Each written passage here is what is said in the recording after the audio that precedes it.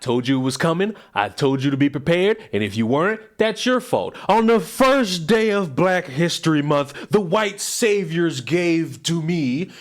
Hi, fellow white people. Black History Month is tomorrow. Let's not do anything to ruin it this year. Okay, my fellow milk crickets? We're gonna be good this year. Yes, we are. And if we are, maybe you'll get a prize. But you have to be good. You can't ruin Black History Month this year. Okay? Thank you, my babies. Bye. Listen to me and listen to me well. I do not care how any of you view the world. If you are a white savior, hear me, the poor disenfranchised African American who you think can't afford anything but has more money than you will ever have, no matter how much privilege or supremacy you think you have. You do not, and I repeat, you do not have to go around and embarrass yourself for the gratification of a bunch of people who don't like you. It is pointless. It will never be anything that leads to any form of benefit for you spiritually, emotionally, or financially. You have heard many black people talk down upon you based on your skin color. And for some reason, there are individuals who are white that buy into this to the point where they think they're somehow going to be invited to the barbecue if they talk down on white people. No, you look delusional and you look stupid. Just because it's Black History Month doesn't mean you're somehow going to ruin it for black people. Trust me, the black people are going to ruin it for themselves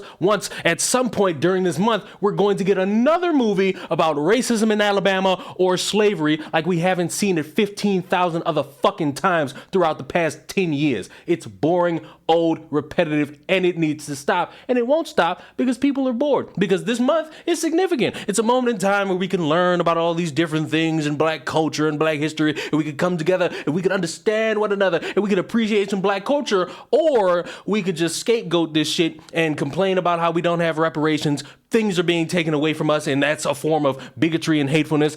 Mr. Speaker, Walgreens is planning to close yet another pharmacy in the Massachusetts 7th, this time on Warren Street in Roxbury, a community that is 85% black and Latino. This closure is a part of a larger trend of abandoning low-income communities like the previous closures in Mattapan and Hyde Park, both in the Massachusetts 7th.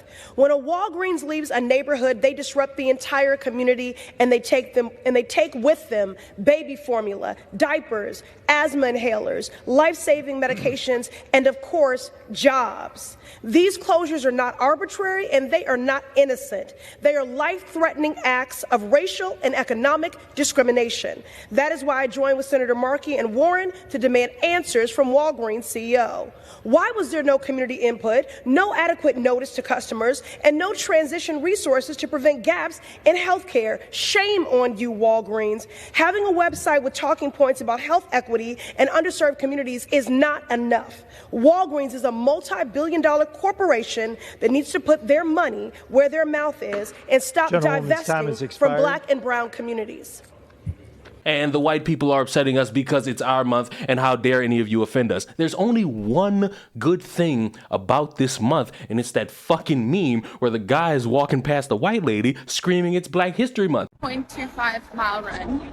Why do some people look so cute when they run? I mean, I've got my... Move, bitch! Get out of my fucking way! It's Black History Month! That's the only good thing. Everything else you're gonna see this month is a bunch of stupid people grasping at straws trying to get some attention. Just like this white woman. Just like many other white women. And guess what? Because I'm still a little bit petty deep inside, and I still want to know, how is paying thousands of dollars as a white man or white woman, primarily a white woman, to some organization teaching you on how to not be racist going to help you not be racist? You could just look at the world and see some stupid shit and say, you know what?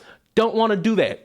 Oh, wait, I'm stupid, because even doing that is somehow rooted in some form of bigotry because you're not giving forth any money, or you're not bowing down and kissing some black person's dark ass because that's what you're supposed to do to prove to everybody you're not some bigot who just upholds white supremacy. In the year 2023, it also amazes me how many people are like, well, I don't see color, or it would be so much better if we just didn't worry about someone's skin tone.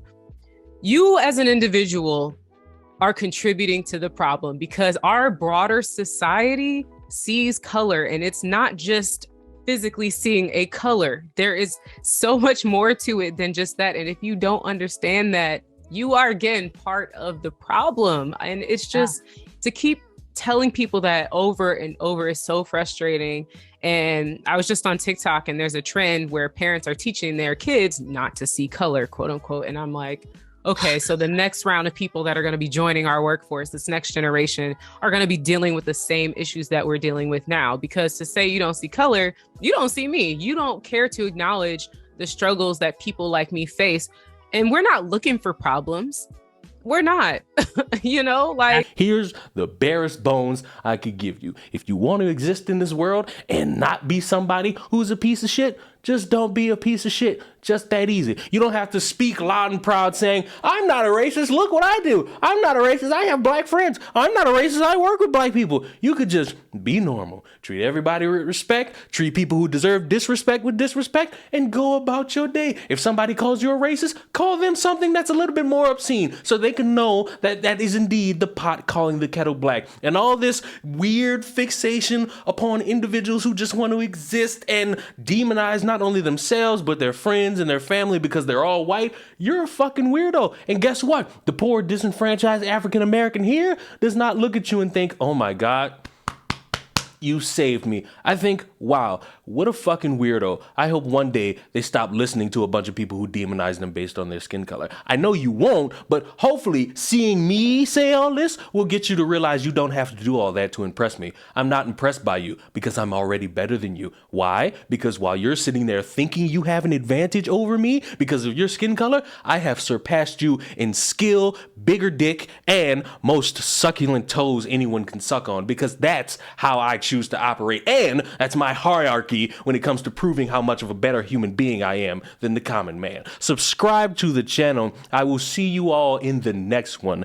Be prepared, because we got more days of this shit on the way, and I hope you're ready for all the stupid shit to come about. Goodbye.